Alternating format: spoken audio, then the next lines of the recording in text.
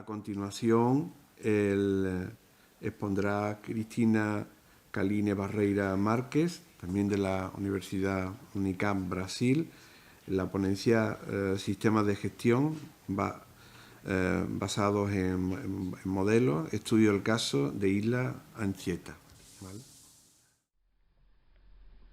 Oitavo Seminário Internacional de Estratégias para o Conhecimento do Patrimônio Arquitetônico, Propostas Digitais, Debates Metodológicos. O título da minha apresentação é Sistema de Gestão Baseado em Modelos, Estudo de Caso Ilha Anchieta. O meu nome é Crislande Caline Barreiro Marques, sou da Faculdade de Tecnologia da Unicamp, localizada na cidade de Limeira, São Paulo, Brasil. Este é o roteiro da minha apresentação, que foi dividido em 6 partes. Se iniciará pela introdução, em seguida o planejamento para aquisição de dados e acompanhamento do edifício, levantamento de dados, classificação do grau de risco e inserção das informações no modelo, e por fim a conclusão. A dificuldade de acompanhar o edifício, sobretudo quando se trata de patrimônio arquitetônico, é dificultada pela falta de organização por parte dos gestores. Muitas vezes os dados estão registrados apenas em documentos físicos que vão se desgastando ao longo dos anos e perdendo registros. E o apoio operacional de softwares pode ajudar a organizar devidamente todos os dados gerados ao longo do ciclo de vida do edifício e facilitar a gestão. Pois o processo de organização de dados não é uma tarefa fácil para a equipe. Dados esses que podem ser documentos, registros de alterações, toda a fase de operação, manutenção e acompanhamento do edifício. Quando os dados estão devidamente organizados, auxilia principalmente na comunicação entre todos os integrantes da organização, seja a parte operacional, de gestão e até a equipe técnica. E os avanços da tecnologia de informação e comunicação e dos sensores inteligentes fornecem aos profissionais de manutenção um detalhado acervo de dados, além também de estimularem as equipes a adquirirem conhecimentos. A tecnologia BIM tem ganhado força nos últimos anos como uma ferramenta líder na gestão do edifício. O BIM facilita a identificação geométrica dos elementos de construção.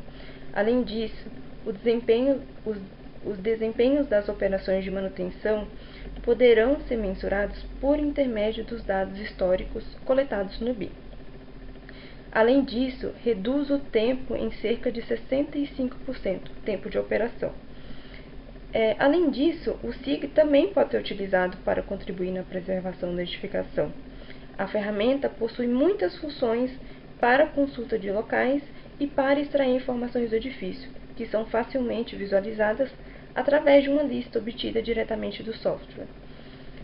Quanto à utilização conjunta do BIM em SIG, há relatos de estudiosos de diferentes disciplinas que algumas das razões para a lenta taxa de adoção de sistemas de informação com o BIM estão associadas à compatibilidade entre os softwares. O objetivo geral dessa apresentação é o levantamento de dados gerais da edificação, com enfoque nas manifestações patológicas das ruínas da edificação utilizada para a detenção dos presos.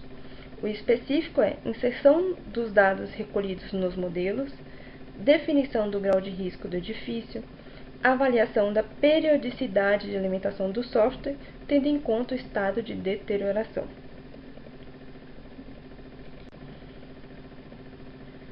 O planejamento para o levantamento de dados e acompanhamento do edifício foi dividido em 4 fases. A primeira fase é a de levantamento de dados geométricos e documentais da edificação. A segunda fase é a de inspeção para avaliação do estado de conservação da edificação e características do edifício. A terceira fase foi a de acompanhamento das anomalias. E a quarta fase e última é a resultante das anteriores. Com os dados obtidos, será possível preencher a ficha de acompanhamento da anomalia. O objeto de estudo está localizado no Parque Estadual Ilha Anchieta, no município de Ubatuba, estado de São Paulo, Brasil. A ilha possui uma extensão de 828 hectares, com trilhas de acesso a 7 praias. Os mapas inseridos demonstram a localização da ilha em relação ao país, a cidade, e do lado direito tem-se uma ortofoto da ilha. O local foi escolhido para receber uma colônia correcional, inaugurado no ano de 1908. A colônia foi considerada o primeiro presídio de segurança máxima do estado de São Paulo e, após passar por desativações e reformas que totalizaram um período de 40 anos, o Instituto Correcional da Ilha Anchieta foi desativado no ano de 1955, devido a um motim que ocorrera 4 anos antes de sua desativação. Nas consultas documentais junto à administração da ilha e através de trabalhos acadêmicos, foi possível obter imagens históricas da construção. À esquerda, tem-se um trecho do projeto do engenheiro arquiteto Francisco de Paula Ramos de Azevedo. À direita, tem-se um registro fotográfico do ano de 1910, onde a construção está executada igualmente ao que foi projetado por Ramos de Azevedo. Entre 1902 e 1906, a Ilha Anchieta, que na época recebia o nome de Ilha dos Porcos, foi selecionada pelo presidente do estado de São Paulo e secretário de Justiça para sediar a colônia correcional do Porto das Palmas. O projeto do arquiteto Francisco de Paula Ramos de Azevedo tinha como principal objetivo criar ambientes de reabilitação e reeducação de formas mais suavizadas e que não transmitisse ao detento a ideia de confinamento.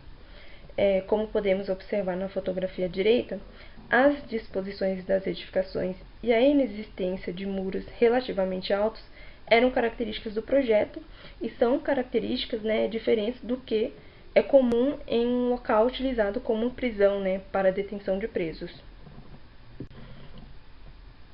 A fotografia à esquerda é da edificação da edificação na década de 40 e mostra que a edificação passou por mudanças, sendo possível identificar que o muro dos fundos que foi demolido e executada uma fundação rasa. A foto à direita do ano de 1943 demonstra as ampliações do perímetro concluídas. A fotografia à esquerda é dos anos 50 e nota-se um aumento de vegetação em torno da edificação em decorrência da falta de manutenção e abandono. E também é possível identificar pavilhões sem a cobertura de telhas. A Ilha Anchieta ficou abandonada entre os anos de 1957 e 1977, ou seja, 20 anos. Após o período de abandono, foi regularizada como parque estadual.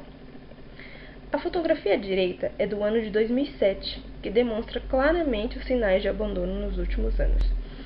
A edificação se encontra em estado avançado de deterioração e sendo executada a retirada da cobertura, devido à mesma estar oferecendo risco aos turistas. Essa fotografia é atual e demonstra que foi retirada as telhas de todos os pavilhões e nota-se também que a edificação encontra-se mais deteriorada. A área que está destacada na apresentação é o local utilizado para a detenção dos presos. Esse local ele foi executado em duas tipologias construtivas, sendo a de tijolo de barro e bloco de concreto. Nas imagens inseridas à direita, temos a vista da fachada de 2 pavilhões, enquanto a imagem à esquerda demonstra a vista de cima, uma vista parcial de cima, e as setas em vermelho são a identificação das fachadas destacadas à direita. Exatamente há uma divisão das tipologias construtivas. À esquerda predomina a execução de alvenaria em tijolo de barro e à direita predomina a execução da alvenaria em bloco de concreto. Essas imagens são do interior de um pavilhão executado em bloco de concreto. Não há mais esquadrias, o telhado foi removido, é possível notar que os elementos construtivos estão se deteriorando e não há manutenções no local. Foram identificados nesta área fissuras, trincas, rachaduras, afundamento de piso, manchas de umidade, presença de vegetação, além também de desplacamento de reboco. Esta imagem é da vista externa da edificação de blocos de concreto. Tem-se a imagem frontal, as laterais, o fundo da edificação, onde também é possível notar a grande presença de umidade, trincas, fissuras e rachaduras. Essa edificação é dos tijolos de barro. Essas fotografias são da área interna de um pavilhão. Comparando com a de blocos de concreto, é possível perceber que essa encontra-se em um estado mais avançado de deterioração. Área sem reboco, piso com grande presença de vegetação, as grades de ferro em fase avançada de oxidação. Neste local foi identificado deslocamento de alvenaria, fissuras, trincas, fendas, brechas, manchas de umidade e falta de material. Essas imagens são da área externa do pavilhão de tijolo de barro, onde também há anomalias similares à da área interna. E na terceira foto superior da primeira linha de cima, a gente percebe também que foi feito um fechamento de um vão. Então, com esse desplacamento de reboco, foi possível identificar que nesse local houve um fechamento de vão, provavelmente naquela época onde houve aquela reforma, no ano de 1943, foi feita essa alteração aí do local também. A fase de levantamento e organização de dados será integrada nos softwares, onde foi dividida em duas fases. A primeira é a de processamento de dados e execução do modelo 3D no Revit, e a classificação do grau de risco, que é um ponto muito importante para este local que se encontra em estado de ruína. Com os dados obtidos, surgiu a necessidade de realizar um acompanhamento de forma minuciosa das anomalias. Por este motivo, na fase 2, surge a implementação do ArcGIS, que vai auxiliar principalmente no mapeamento com características e com dados do período de tempo.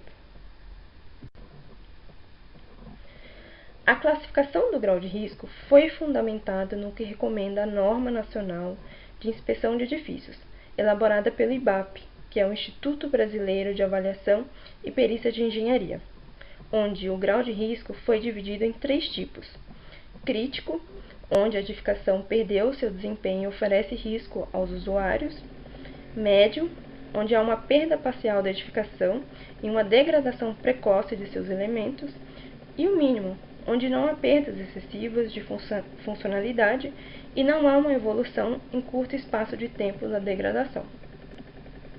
Essas cores foram utilizadas também no modelo Revit para diferenciar os graus de risco.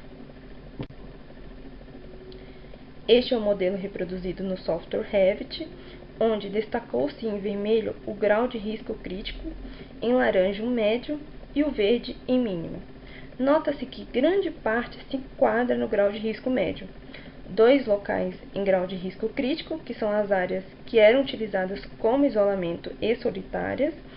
Esses locais possuem cobertura de laje, diferente dos demais pavilhões. E por fim, temos a construção classificada no grau de risco mínimo.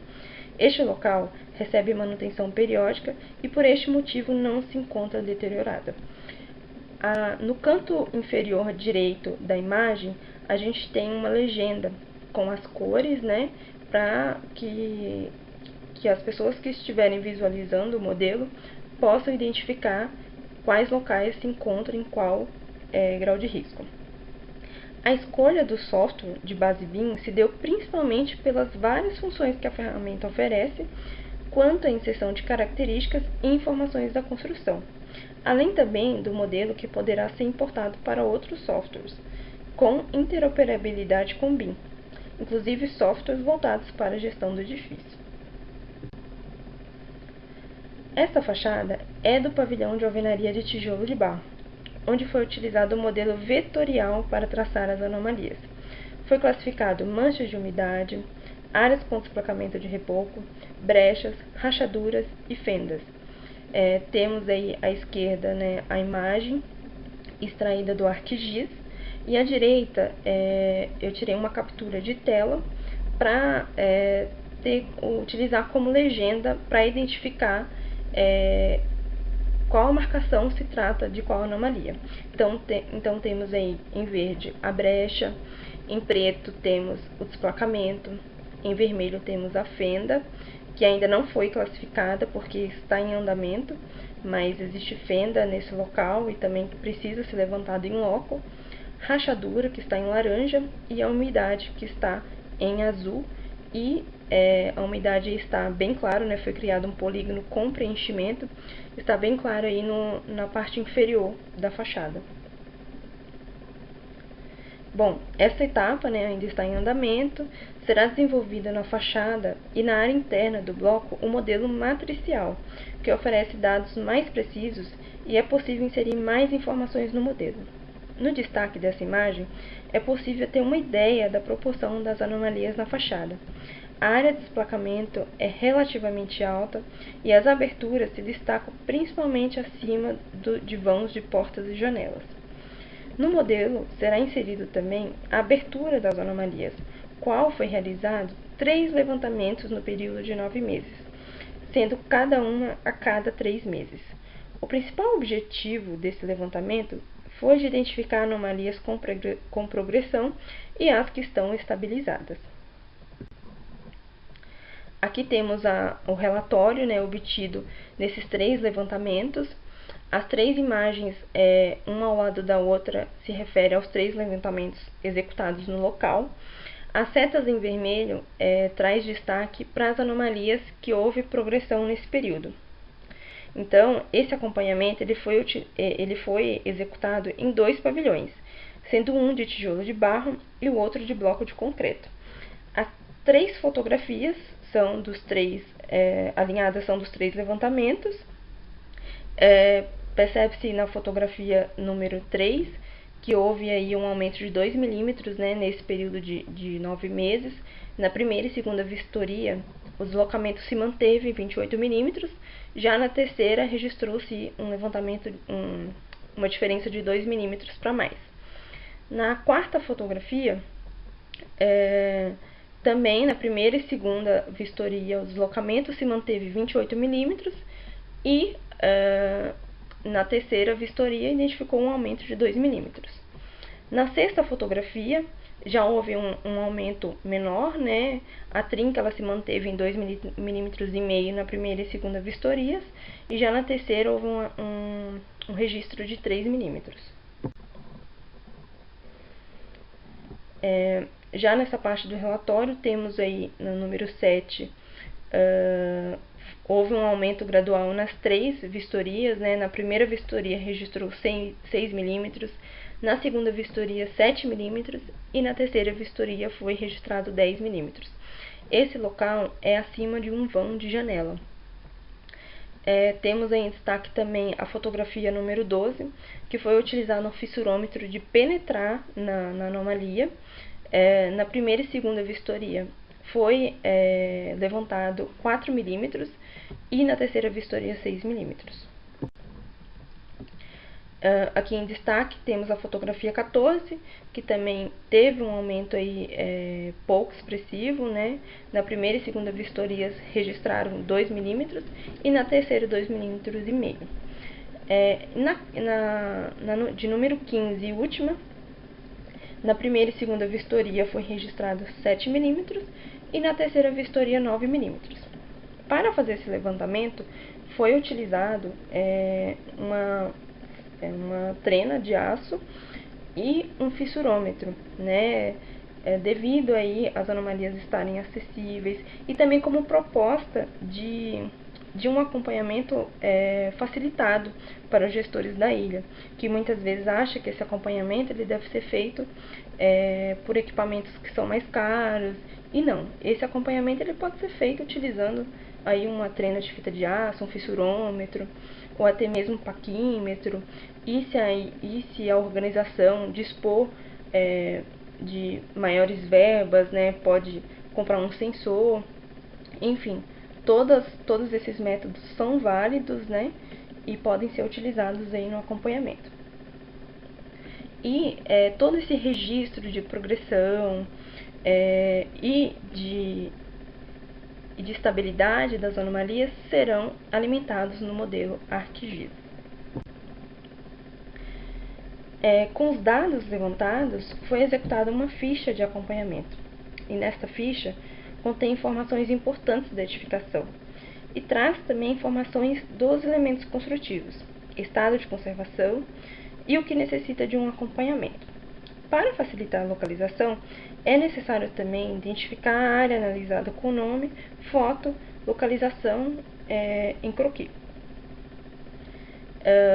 Nessa parte de cima da ficha, a gente vê que foi descrito o tipo do edifício, sua localização, a sua utilização, né, que atualmente está desocupada, a cidade e sua idade, que é também um item muito importante. Em seguida vem a tipologia construtiva, descrita a fundação, qual que é o tipo de alvenaria, se há laje no local, cobertura, o tipo de piso, as esquadrias, instalações hidráulicas e, por fim, instalações elétricas. Essas informações, elas têm que ser adaptadas para cada tipo de construção. Então, essa descrição da tipologia construtiva, ela foi feita especificamente para esse local, que também pode ser que seja igual a outros patrimônios edificados, mas o ideal é que se adapte, né, para cada tipologia construtiva. Em seguida aí da tipologia construtiva, tem-se o detalhamento do estado de conservação desse local identificado na fotografia. Então, nesse local, a gente tem um desplacamento de reboco, degradação da alvenaria, degradação do piso, degradação da grade de ferro que se encontra em um estado avançado de oxidação e reboco com marcas causadas por terceiros. Esse número 5 ele traz um alerta para a administração da ilha. Os turistas, né, ou até mesmo ali pessoas que trabalham no local, estão fazendo marcas no reboco, o que diminui aí sua resistência também e contribui para o desplacamento. E também altera a história, né, que ali se conta através das edificações. Porque há locais, como a Solitária, por exemplo, que há escritas de preso no piso. Então, quando o turista chega no local, ele não consegue identificar o que foi feito por terceiros e o que foi feito ali pela população do presídio na época. E, por fim, vem a fase de acompanhamento, né? Como foi feito um acompanhamento dessa área, né, naquele registro de 3 levantamentos que eu fiz no período de 9 meses. Então, nesse período, foi registrada a progressão da anomalia acima do vão da janela. O reboco aí possui trincas e fissuras, né, ou seja, esse desplacamento ele irá progredir. E há trincas e fissuras no tijolo de barro. Bom, à direita a gente tem a identificação do pavilhão. Como essa é uma área com edificações muito similares, né, é muito importante, além de identificar o pavilhão, inserir uma fotografia e também executar uma localização no croquis, né, que a concepção aí está em andamento. E também é importante para que, por exemplo, o desplacamento do reboco, que é algo mais difícil de mensurar manualmente, ele sirva de comparação com as posteriores fichas, né, que serão aí executadas. Para contribuir na visualização e compartilhamento de dados da edificação, foi carregadas as informações no aplicativo Panoru, que é de fácil manuseio. O tour pelo aplicativo é intuitivo e o operador pode inserir informações da edificação, dados, plantas e as imagens são em 360 graus. Essas imagens em 360 graus foram capturadas por uma câmera própria para esta finalidade. Este local em destaque é a Solitária, que foi classificada como um local em estado crítico. Inclusive, lá no Revit, ela se encontra em vermelho, devido aí ao seu estado avançado de deterioração, o qual poderá ser visualizado nas imagens capturadas e que serão demonstradas a seguir. Nesta captura, em destaque, a gente tem aí a planta da área da solitária, que é esse quadro branco à esquerda da imagem. A localização da fotografia é destacada em laranja do mapa, enquanto as outras ficam em cinza, né? Então, esse local que está sendo exibido na tela, ele está localizado nesse círculo laranja da planta. Aqui eu fiz uma mudança de visualização, eu mudei para a parte interna, né, das solitárias, para dentro de uma cela, e percebe-se que o destaque em laranja também mudou, enquanto que o exterior ficou na cor cinza. Então, essa função ela é muito útil para guiar a visualização aí do operador. Essa vista inserida é do acesso da área das solitárias, onde destacou-se as anomalias encontradas: a presença de umidade, falta de material na laje, desplacamento de reboco. E esta área foi classificada como grau de risco, né? Relembrando aí, devido aí ao estado que se encontra. Então, a gente tem furos na laje, temos grande presença de umidade, falta de material em vários pontos. Nos destaques, né, inseridos, nesses círculos vermelhos de falta de material, umidade, tem a opção de se obter uma maior descrição do local, da anomalia, que é obtida através de um clique em cima da classificação.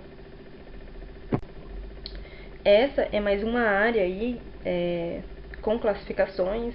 Então, aqui a gente já vê a presença de vegetação, grande presença de umidade, falta de material. Temos a vegetação em 2 pontos, né? Aqui no primeiro plano da foto, tanto lá no fundo também. Esta imagem demonstra que o visualizador ele poderá rotacionar o local para qualquer ângulo dentro do limite da captura da fotografia, o que permite uma maior autonomia e obtenção de maiores detalhes, além também de ter a opção de dar zoom nos locais, né? Além dessa visualização 3D, tem como dar zoom em qualquer área, né, que o visualizador querer. Bom, essa parte ela ainda está sendo executada, né? Esse tour ele será executado em outros pavilhões, né, principalmente aqueles que já foi feito o levantamento e acompanhamento das anomalias. Essas informações elas podem ser facilmente compartilhadas em mídias sociais através de um link, né, e qualquer pessoa pode assistir. Então, ela vem em um formato mais de vídeo, e as pessoas podem ir se guiando, né, da mesma forma que é utilizado no Google Earth, né, em 2 cliques. Vai para dentro, a câmera anda e vai mudando de espaço, né, conforme os espaços aí que foram incluídos na visualização. Concluindo, o BIM e o SIG podem contribuir na gestão e preservação do patrimônio histórico, conforme demonstrado nessa apresentação e na vasta literatura que discorre sobre a eficácia das ferramentas. Nesta primeira abordagem desse local, né, desse edifício que nunca havia passado por esse tipo de levantamento, houve algumas dificuldades, principalmente na obtenção de dados que não estão centralizados em apenas uma fonte. Ou seja, eu tive que procurar informações, fotografias em trabalhos acadêmicos, em pesquisas realizadas na internet, e também obtive algumas informações junto à administração da ilha, né? Se essas informações já estivessem centralizadas no software de gestão ou em apenas um local, facilitaria muito, né, o trabalho aí de pesquisadores e também de turistas que querem conhecer a história, que têm curiosidade em saber dessa transformação ao longo dos anos, da edificação. Então, são informações importantes para um patrimônio edificado, né? Além ali da história que se encontra, também gera curiosidade para saber como foi projetado, como foi inicialmente construído, quais foram as alterações, né, que foram aí executadas ao longo do tempo. Então, isso é muito importante para o patrimônio edificado. Na inspeção, identificou o estado avançado de degradação do local, devido à falta de manutenção. O local possui anomalias de forma generalizada em todo o perímetro, né, utilizado para a detenção dos presos. Então, o que foi demonstrado aqui nos pavilhões em um pavilhão de tijolo de barro e em um pavilhão de bloco de concreto, se espelha em todas as edificações ali nesta área utilizada para a detenção dos presos. Então, possui casos mais graves, né, e casos mais simples, né, do que esses. Então, eles seguem ali a mesma proporção. O levantamento e registro, né, das anomalias fazem parte da operação.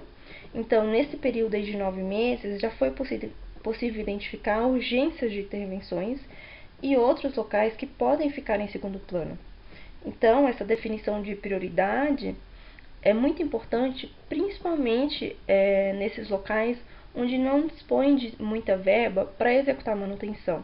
Então, quando se tem prioridades, quando sabe-se qual anomalia está progredindo, então essa anomalia pode ficar em primeiro plano, enquanto as outras, né, podem esperar um tempo para receber um reparo, para receber uma manutenção.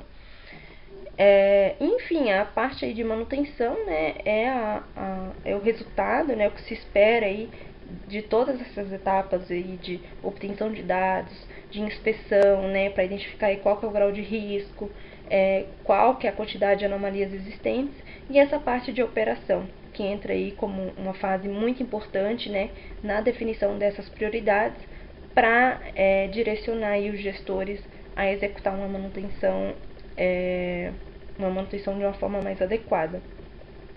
E todos esses dados podem estar centralizados em um software, né? Temos aí a contribuição do BIM com a alimentação no modelo de informações, com a interoperabilidade do BIM com outras ferramentas, né, de gestão, e isso só traz vantagens na conservação do patrimônio histórico.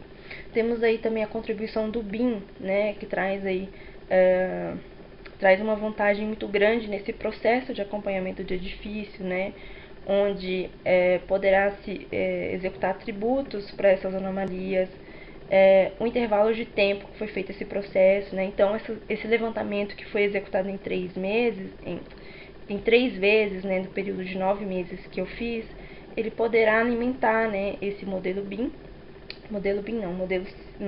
o modelo no SIG, e daí o técnico, né, o operador ali da edificação obterá esses dados, né, centralizados em apenas um local.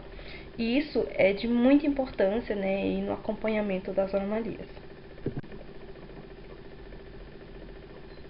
Essas são as referências do meu trabalho, dessa apresentação.